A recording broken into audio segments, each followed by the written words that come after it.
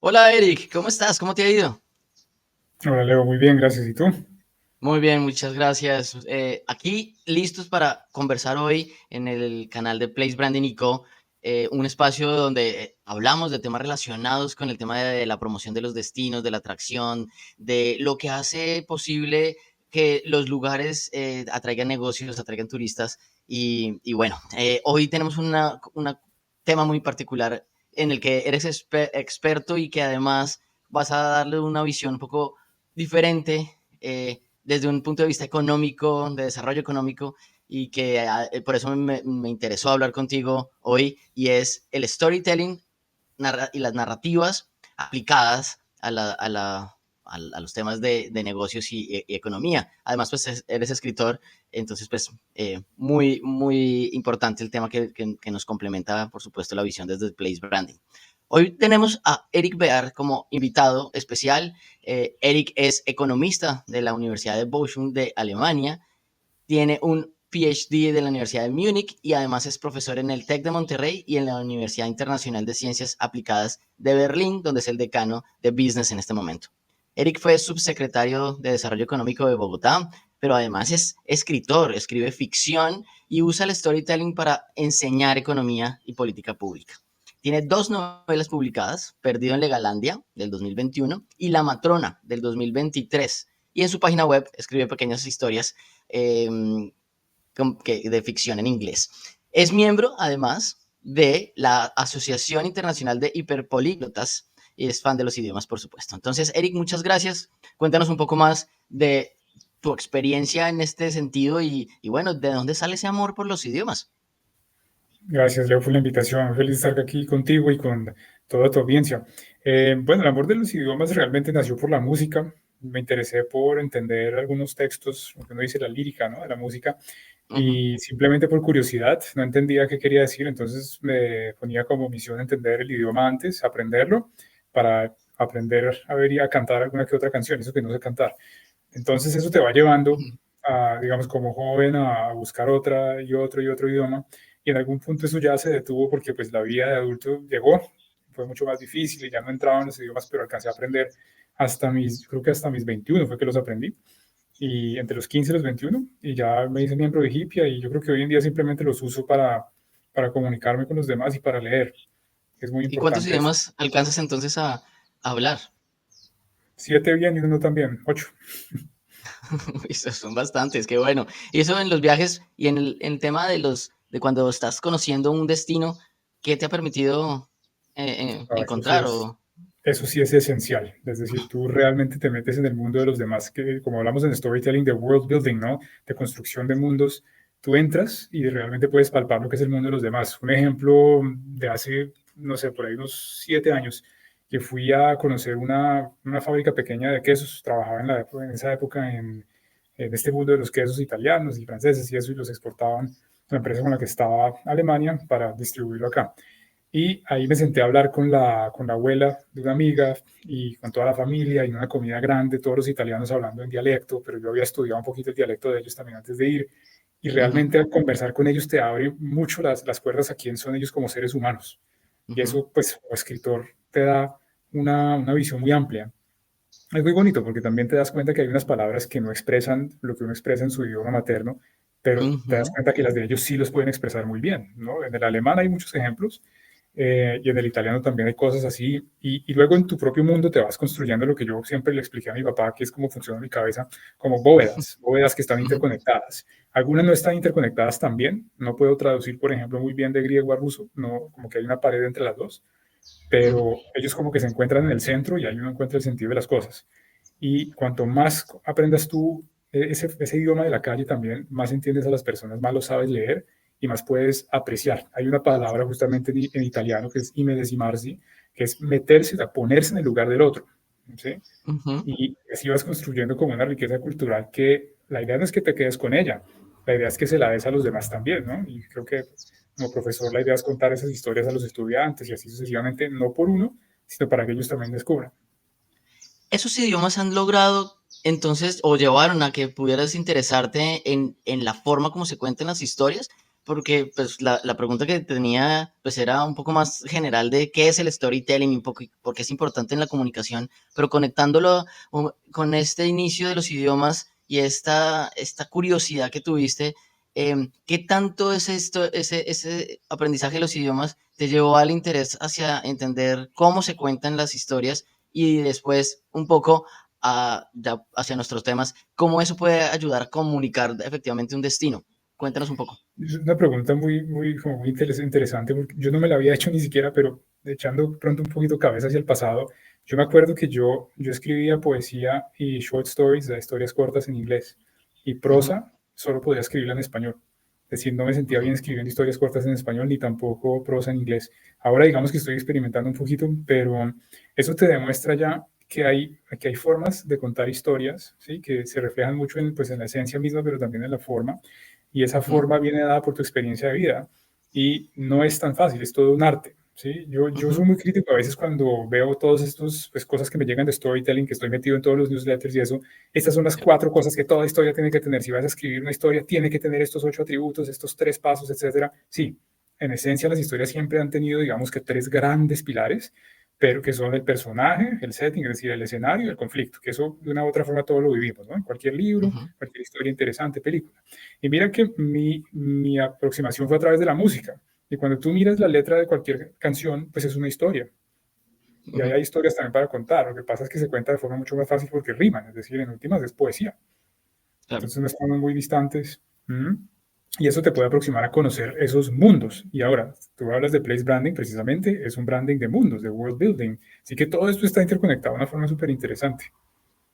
Cuando entonces se piensa en la comunicación de un destino, la importancia de entender esa esencia, esa visión del mundo desde ese territorio, ahí cómo conectamos o cómo es posible conectar esa historia con los imaginarios que las personas puedan tener de ese lugar. Eh, de alguna manera Sí, uno siempre tiene o no todos los destinos, pero hay lugares que uno tiene un imaginario, en el que uno se construye un imaginario, ya sea porque es autodirigido, que así lo estudiamos, es el que el destino mismo le proporciona a uno esa visión a través de los medios, la comunicación, pues, los comerciales, lo que sea, o simplemente es la percepción que se tenga de lo que le dicen a uno, si uno estuvo en sí, el lugar, tal en cual. ese proceso, en ese proceso, ¿cómo se conecta la visión desde el territorio a a cómo se debería contar y entender un lugar? Si yo tuviera un tablero en este momento, bueno, que lo tengo por acá en algunas de los salones de clases, lo que yo haría, ¿sabes qué? Es pintar varias pirámides cercanas. De cuenta que estás en la pirámide de Gizeh y estás mirando hacia las otras pirámides y te vas a dar cuenta que esos imaginarios los que tú hablas, de los grandes, ellos están conectados también con microimaginarios y microhistorias. Entonces, si yo Ujú, estoy tratando de promover un territorio, yo puedo apelar a las microhistorias que están asociadas al imaginario grande. Por ejemplo, para un turista, ¿qué le interesa de un sitio como, digamos, vamos a comparar dos que son muy distintos? Ir a Alemania, le interesa, por un lado, sentirse seguro como turista, tranquilo, para ir a ver estos edificios lindos, a ver la naturaleza y todo. Si uno va a Colombia, le interesa el tema de, por ejemplo, la comida, los paisajes, el clima, etcétera, etcétera, y está dispuesto a sacrificar otras cosas, ¿no? ujú, Si yo conecto las microhistorias, por ejemplo, lo que una persona vivió al ir a visitar algún cafetal, ¿sí? Y se ujú, fue, por ejemplo, allá a las montañas en Colombia, o se fue mejor, a la zona cafetera, y conoció lo que es cultivar el café, lo que es moler el café, lo que es toda esta historia que cuento, de hecho, en Perdido en Legalandia, lo bonito que es esta industria cafetera. Ahí ya estás ujú, tocando microhistorias que están asociadas a un imaginario grande que es el descubrimiento, que es la exploración. Ese es uno de los arquetipos también, que es el del explorador, ¿no? Si uno se mete con los ujú, arquetipos junguianos. Me refiero acá al Gustav Jung, este psiquiatra suizo. Ahora, sí, ¿qué pasa si yo trato de juntar esas microhistorias con los otros imaginarios? Cuanto más positivo es el imaginario que yo estoy tratando de lanzar hacia ese público que tiene tantas opciones, pues claramente más interés se va a generar, pero también tengo que generar algo que es diferenciación. Entonces, ¿por qué no quiero que el turista se vaya, escoja sus vacaciones y se vaya para Alemania donde se siente seguro y ve los barcos por el Rin y todo esto? No, démosle algo diferente, algo exótico, algo en donde puede ujú, también encontrarse con algo que lo enriquezca como ser humano. O váyase, por ejemplo, también para México, que es muy parecido a Colombia en ese sentido. Y así sucesivamente. Entonces, hay que evocar, ¿sí? Ese tipo de imaginarios y asociarlos a las microhistorias. Entonces, por ejemplo, este es el cafetal de don Rubén, que saca el café acá, se levanta a las 5 de la mañana, tal cosa, y uno puede vivir eso. Y de eso se trata, de evocar a través de la experiencia. En ese proceso de vocación, a través de las experiencias, nosotros cuando hacemos esos procesos con los destinos, tratamos de, a través de talleres y investigación, encontrar un concepto que para mí es un poco confuso de todas maneras en los temas de territorios y es la esencia. Porque una esencia es como si fuera algo único y lo hemos discutido. No, los destinos en el mundo, el humano en la Tierra, pues lo único es difícil ya de encontrar, como algo que es solamente existe una única, una sola vez y es, ok, es que son temas más grandes, ¿no? Es, paisajes son hay en todo el mundo, comida y un poco esas culturas, esas expresiones culturales. Pero ahí lo que sí hemos encontrado es que la esencia se traduce un poco en lo que decías y es en la posibilidad de encontrar esa diferenciación. Y es un ejemplo sencillo que también usamos. En Colombia y en la región de aquí hay muchos tipos de arepas. Los venezolanos tienen unas arepas, en el norte de Colombia hay unas arepas y la zona cafetera hay otro tipo de arepas. ¿Las arepas son únicas del territorio? Pues no, pero se diferencian de una de la otra hasta de un barrio al otro porque tienen unas características diferentes.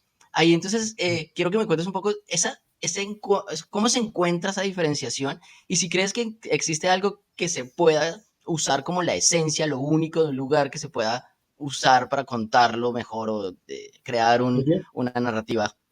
yo estaba pensando en platos de comida, te voy a decir por qué. No solamente el tema de la arepa, sino piensa que para uno hacer un buen plato y un buen emplatado tiene que tener diferentes ingredientes que son las esencias, ¿no?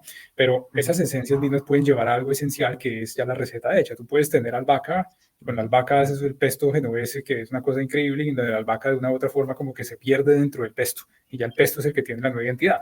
Pero la albahaca también la puedes usar para muchas cosas distintas, las puedes usar para un arroz, hay gente que hasta toma té de albahaca, o sea, pero uh -huh, muchas cosas distintas y el té de albahaca es completamente distinto a una pizza con albahaca, con orégano, uh -huh, a uh -huh. un pesto genovese que está basado en albahaca. Entonces a eso me refiero. No es que haya una única cosa, sino que la albahaca se puede utilizar si se hace bien y si se presenta bien para algo. Entonces, lo que tú dices, claro, las arepas son así, las pupusas en El Salvador son así allá y las empanadas pues en Colombia son un poco diferentes, pero al final la pregunta es eso. Si tú me preguntas en mi imaginario, en este momento, yo preguntándole en mi cabeza, ¿yo a dónde iría? En donde me interesa el tema de las arepas, yo solamente puedo pensar en la costa por la arepa de huevo, y eso que a mí no es que me gustara mucho de niño, pero por mi familia y todo, y en la zona, digamos, de Antioquia. ¿Sí? Uh -huh, No pensaría en otros lugares. Digamos que arepa ya está en ese top of mind para mí, ¿sí? uh -huh. En esos dos lugares específicamente, ni siquiera pienso en Venezuela. Entonces, ¿qué es importante ahí? Que uno logre juntar bien como esos ingredientes. Entonces, ¿qué ingrediente hay? Por ejemplo, si uno está tratando de promover un lugar en Latinoamérica, México lo hace bastante bien. Ellos toman toda esa, digamos, esa herencia cultural que sale de los mayas, de los aztecas, pero también lo que ellos se encargaron fue de proteger fuertemente toda esa zona, con muy buena infraestructura, precisamente dándole seguridad al turista, y hace que lugares como, por ejemplo, Cancún y esto parezca Estados Unidos, pero que a la vez tú tengas la experiencia de México. Es decir, tiene la seguridad de Estados Unidos, pero tiene la experiencia cultural de México, la comida de México, el clima de México y así sucesivamente. Y eso es algo que se puede repetir. Yo, en la época, digamos, en que yo pues, me gustaba mucho ir a San Andrés, fíjate que hoy en día esa esencia para mí se ha perdido. Yo, hoy en día, tristemente, yo no creo que sería una prioridad para mí. Es decir, no lo veo en una lista de 10 ni de 20 destinos ya, Uh -huh. porque la esencia ha cambiado. Es decir, lo que se ha promovido ya contradice un poco con eso que uno ve en la prensa, los desarrollos y así sucesivamente, porque el tema de la seguridad ya no está. Entonces, yo, por ejemplo, no me sentiría seguro allá. Y la seguridad, ya que abordamos temas de psicología, es, por encima de todo el objetivo, una sensación subjetiva. ¿Me siento seguro, sí o no? Y ese tipo de cosas hay que buscarlas. Uno tiene que ver cómo combinar los ingredientes. Entonces, por ejemplo, en Bogotá, ¿qué tiene para ofrecer? ¿No? Tiene un clima súper interesante, espectacular. Tiene también digamos, unas zonas aledañas muy lindas. Tiene una ruralidad Uh espectacular. -huh. Tiene también dos mundos en su ruralidad prácticamente, ¿no? Que es cuando uno ya baja hacia esa zona un poco más cálida, pero también se puede ir a la sabana de Bogotá a experimentar un paisaje más parecido a Suiza cuando se acerca a Boyacá. Entonces, ¿qué quiere uno explotar? Hay que hacer un target claro. Entonces, la ciudad en donde yo puedo vivir, digamos, la esencia de lo cálido y todo esto, pero también puedo vivir a la vez esa belleza natural de Suiza y así sucesivamente sin tenerme que ir muy lejos. Ahí se trata es de mezclar bien. Claro. Lo hablábamos en un webinar pasado, en el primer capítulo precisamente de Place Branding Co., con Jean-Carles Domenech de Barcelona, que es un comunicador con muchos años de experiencia. Y hablábamos que en este momento las ciudades, los lugares, no pueden competir por un mismo bulevar, decía él, Mm. queriendo decir que estábamos viendo que no podemos ir a destinos, a nuevos destinos, queriendo ver las mismas marcas, el mismo diseño, el mismo estilo arquitectónico, todo, porque eso ya no es la competencia. La competencia está precisamente en encontrar esos lugares donde a partir de ese descubrimiento de sus ingredientes y su receta, ahora me entiendo este concepto que acabas de mencionar porque me parece interesante, su receta particular lo hace, lo hace atractivo. Y ahí entonces la pregunta también es un poco esos desafíos que tienen los destinos para poder encontrar en sus ingredientes esenciales y únicos de alguna manera esa receta para poder contarla de la mejor manera, cómo la comunicación juega un papel importante ahí y cómo crees que Mm. el storytelling puede ayudar a que se pueda describir mejor ese Sí. plato Pues de ahí, cada ahí lugar. podemos usar para mantenernos en la misma regularidad de los platos y la cocina, podríamos hablar de un menú. Entonces tú no tienes que darle a todo el mundo el mismo plato. Tú vas a un restaurante y hay diferentes platos para diferentes personas. Acá, por ejemplo, yo estoy en una ciudad que precisamente le habla a diferentes públicos, ¿no? Berlín le habla al público hippie, woke, vegano, pero Uh también a -huh. los, digamos, a los hipsters que aman el café de especialidad, pero también a los ricos que aman esa la zona más de diplomáticos y del Tiergarten y toda esta cosa, y también a los intelectuales por las universidades y así sucesivamente. Entonces a cada uno se le puede comunicar algo distinto y Uh una de las -huh. formas en que se puede hacer es a través de los famosos testimonials, ¿no? Que ya las marcas lo hacen hace mucho tiempo, es decir, te muestran, ni siquiera tiene uno que saber quién es. Expedia lo hace de una forma muy graciosa y es que ellos simplemente ponen, la señora Kay dice que le fue súper bien alquilando este carro conmigo y que lo recomendaría siempre. A mí, la gente nadie va a preguntar quién es la señora Kay, Uh pero -huh. aparece ahí un personaje. Entonces, cuando tú cuentas las historias de ellos, las historias vividas, así sean historias que, pues sí, hay que decir la verdad, porque así funciona la industria, algunas historias son inventadas, pero también Sí. son plausibles, es lo que importa, son historias reales, es decir, se pueden forjar en el ejemplo de muchas personas. Si uno logra hacer eso y juntarte esos diferentes arquetipos en una mesa, que se sientan a hablar, pero cada uno se come su plato diferente, entonces es importante. Lo que no puedes hacer es coger y darle el mismo plato a todo el mundo, porque entonces ahí sí vas a tener que hacer unos compromisos entre todos. ¿Sí? Y es cuando, por ejemplo, vas y haces una parrillada. Pues a Uh la -huh. parrillada no puedes invitar a los veganos, no puedes invitar a los vegetarianos, digamos, y pedirles que se sientan igual. Entonces es eso, es tratar de hacer la esencia básica de lo que vemos en cursos de mercadeo, de hecho hay en el CESA, que es temas de segmentación, es segmentar, y eso funciona muy Y, bien. y de forma aplicada, pasando un poco de la alegoría a la realidad, cuando estamos pensando generar una acción de promoción de un territorio y hicimos ya la investigación, encontramos unos elementos particulares muy bonitos, muy diferenciadores de alguna manera, que sí efectivamente pone a competir ese territorio, ese lugar, en unos espacios delimitados. Cómo hacerlo de la mejor forma y cómo romper esos desafíos que se pueden encontrar, ya sea de gobierno, ya sea de percepción, que también existen, o de comunicación. Yo creo que en términos prácticos lo primero es testearlos muy bien, ¿no? Es decir, hacer siempre como hacemos nosotros, digamos, en un estudio estadístico, hacer un testeo, un pretest, ¿sí? Testear qué te genera esto, qué te hace pensar a una persona que está dentro del tema y a alguien que está por fuera del tema. Se adopta ese feedback, ¿sí? Esa retroalimentación se integra o lo que hace se itera de nuevo y así sucesivamente. Y luego se lanza. Y también lo que hay que ser plenamente consciente es que uno no va a poner feliz a todo el mundo, uno no va a poder satisfacer a todo el mundo. Y eso es algo que uno aprende. Yo lo aprendí en ese mundo de las políticas públicas, pero también estando en una empresa, inclusive hasta dentro de un salón de clases, tú sabes que no todo el mundo va a estar feliz con una decisión. Así que al final es una decisión política, pero justamente ahí también el tema de la política es súper importante. Y esa es una de las dificultades más grandes que tiene América Latina, porque tiene mucho que ofrecer en términos turísticos, ¿sí? Digamos, place branding, que mejor que hacerlo en Latinoamérica, pero el tema político es tan contradictorio y tan difícil y lo que se está haciendo actualmente, sin yo querer entrar en temas políticos, porque de eso hablo suficiente en otros lugares, hay una contradicción muy fuerte. No hay nada peor que vivir esas contradicciones. Por ejemplo, que tú me vendas a mí que ir a tal ciudad es muy seguro y que es algo maravilloso y lo primero que me pasa cuando llego es que me roban y mejor dicho, ¿sí?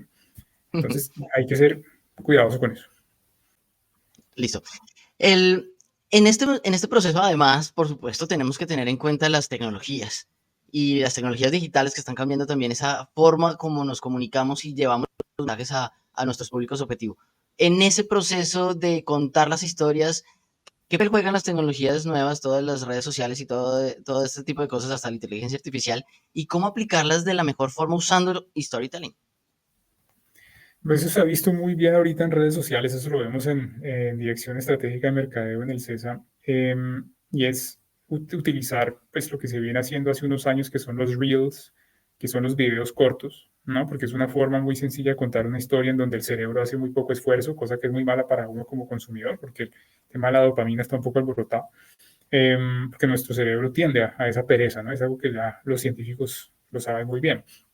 Eh, es utilizar esto porque hay una, lamentablemente, una escasez de atención y de espacio que el consumidor tiene para uno hoy en día. No tiene sino unos, digamos, no sé, nanosegundos en algunos casos, dependiendo del tipo de estímulo que uno les muestre, pero tienen muy poco span de atención para las marcas.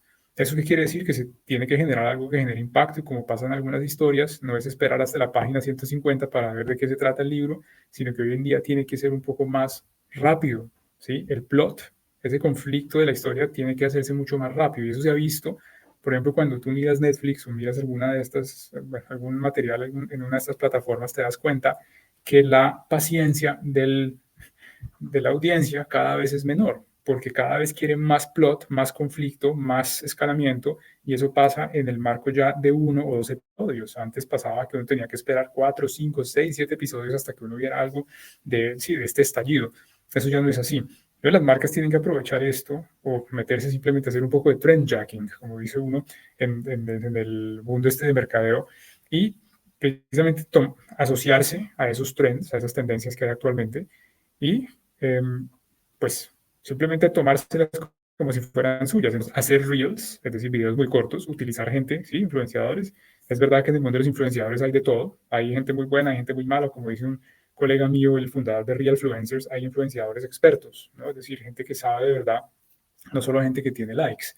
Y esa visibilidad hay que aprovecharla para que la historia también sea escuchada. Y pues yo lo digo más desde el punto de vista más como científico, que es un poco lamentable, porque la calidad sufre mucho. ¿Sí? Uno escucha muchas veces personas que son absolutamente ignorantes, pero que tienen likes y tienen visibilidad, tienen más reach, es decir, les llegan a más gente, y entonces a ellos les escuchan más. Es como si tú tienes un libro con una portada espectacular y muy bonita, pero está llena de basura, y un libro que tiene una portada horrible, pero que está lleno de riquezas intelectuales. Pues sabemos tristemente que la gente, por simple naturaleza del sistema nervioso y cómo funcionan los estímulos, va a interesarse más por esas cosas que generan escándalo, impacto, y pues hay que usar un poco de impacto. Entonces, una de las estrategias puede ser, ¿qué es nuestra debilidad? La inseguridad. Bueno, entonces vamos a ser un poco atrevidos y nos vamos a ir con una imagen de un tema inseguro, ¿sí? Que genere impacto, una cosa como un atraco y luego, pero espera, ¿sí? Las cosas han cambiado.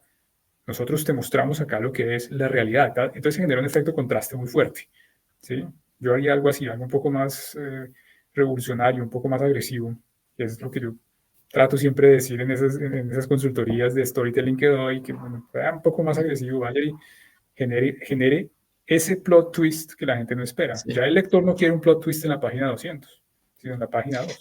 De acuerdo, de acuerdo. Es complejo de todas maneras en el proceso que cuando uno está contando su destino y quiere llamar la atención, una forma de llamar la atención puede ser esa, pero también lo discutimos en una clase que tuvimos con un profesor holandés, Guido van Gardner, en la Universidad de Afit, y es que tanto de verdad queremos mostrarle cosas negativas a alguien que está explorando mi territorio, con la posibilidad de que esa persona no tenga esa visión de nosotros antes de habérsela mostrado. ¿Qué ¿Sí? tanto Como por queremos? Eso ejemplo, depende de tu público. Depende de tu público. Por sí, ejemplo, si es el de primer, acuerdo. si vas a hacer un anuncio de esos, por ejemplo, como lo hace, por ejemplo, Macedonia del Norte en CNN y en BBC, que es la primera vez que se muestran. Entonces, ¿qué hacen? Pues muestran paisajes espectaculares, la gente Ujú, con sus vestidos de folclore así bonitos y la comida. Está muy bien. ujú, Pero si tú estás haciendo remarketing también con gente que ya es consciente de lo que es tu ujú, ciudad, de lo que es tu territorio, ahí es que uno puede hacer eso, ¿no? Entonces, se trata un poco de conocer bien esta audiencia. Claramente, si yo voy a promover a Colombia en este momento, por ejemplo, no sé, en algún lugar como, no sé, ponle tú en Asia, ¿sí? No voy a sí. mostrar primero un video de un atraco y luego ahí sí que todo cambió. Yo estoy pensando es más Ujú, en la gente que ya sabe que es Colombia concretamente. Por ejemplo, todo el público que está en el sur de Estados Unidos, que tiene esa idea de Latinoamérica de ser algo muy inseguro. Y precisamente eso es lo que está haciendo El Salvador. Eso que te ujú. digo, no me lo estoy inventando. Eso es lo que está haciendo El Salvador. Antes éramos esto, ahora somos esto, ven y nos visitas. No, y está correcto, por supuesto, la segmentación, entendiendo el público al que Ujú. le dirigimos la comunicación. Y el ejemplo que ponía él, aunque ahora entendiendo un poco, ahora con la conversación, creo que él también tenía una visión que se puede, digamos, controvertir. Y es que cuando él llegó a Medellín, lo primero que vio en el aeropuerto y en la llegada al hotel es un letrero que dice están un poco haciendo campañas en contra de la explotación sexual y todo ese tipo de cosas. Y es una imagen que dice "No, ni te atrevas, como ni se te ocurra". Y es como un señor con una niña. Pues, entonces él, cuando llegó, dijo, no entendí, ¿cómo sí? ¿De qué me están hablando? Cuando llegó al hotel y se puso un poco a investigar, dijo, ¿cómo sí? Esta ciudad tiene problemas de explotación sexual y no lo sabía. Entonces, en la comunicación inicial, ahí como que el turista que llega y ve eso de frente, dice, antes de venir no sabía, porque eso efectivamente no se comunica hacia afuera, pero cuando se llegó dijo, ¿cómo si? Tengo que tener cuidado entonces con que ahora entiendan o crean que yo voy a ser un explotador sexual o algo así. ¿Qué pasa si yo conozco a una niña, contaba Gido? ¿Qué pasa si conozco a alguien en la calle y es pues, más joven? De pronto van a pensar que porque soy blanco y alto y entonces ojos azules, creo que estoy haciéndole algo a la niña, ¿no? Y eso generó un imaginario adicional en lo que él tenía de Medellín, pues además de cosas que tenía de Colombia. Entonces, en ese sentido, ¿cómo crees que se puede gestionar esa comunicación para que no rompa esos imaginarios y que la segmentación sea afectiva y que adicional le permita al destino contar las cosas que quieren? Porque yo estoy completamente de acuerdo en que los destinos tienen que ser reales, contar desde su realidad, pues su territorio. Sí, Claro, manteniéndolo hasta un punto, ¿no? Uno no puede inventarse ni que sí. es el mejor lugar del mundo, ni tampoco puede ser así crudo y mostrar la completa realidad. ¿Cómo crees que se Yo ahí puede manejar eso? vuelvo a la alegoría otra vez de los platos y el restaurante. Tú vas a presentar tu plato principal, pero también tienes, no, sí, tapas, también tienes también los platos complementarios, el café, el postre y todo esto. Y el postre no tiene por qué hacerle daño al plato principal. Y a mí se me hace que no es negativo que Medellín justamente haya hecho esto. Depende cómo uno lo presente, pero me parece que Ujú, precisamente para que el turista esté informado. Oiga, usted que viene aquí, que es de ojos azules y que es blanco y todo esto, ojo con esto, no vaya a cometer un error, porque es que también en el imaginario de algunos turistas occidentales creen que pueden llegar a países como Tailandia o como Colombia a hacer lo que quieran, a desinhibirse porque allá no hay nada, no hay ujú, reglas. Es verdad que las reglas en países como Colombia no funcionan, no se hacen mal, es muy cierto, pero hay algunas reglas que sí funcionan bastante bien. Entonces, justamente las pocas reglas que funcionan bien pueden volverse pueden terminar volviéndose, en el caso de que la persona sea honesta, en verdad no esté haciendo nada malo, un malentendido terrible y puede llevar a dañarle mucho sus vacaciones y ahí sí. Entonces es interesante también que la marca diga, yo estoy interesado en usted, no solo en venderle, sino en su bienestar. Yo le ponía el ejemplo en la clase de Consumer Psychology, psicología del consumidor, aquí a mis estudiantes. Nosotros revisamos productos y todo, y cómo engañan a veces al consumidor. Les ponía el ejemplo no voy a decir la marca porque pues no, de una crema de dientes que había hecho una consistencia muchísimo menos cremosa, entonces va sobre el cepillo y se cae. Entonces hicimos un experimento justamente cada cuánto se caía.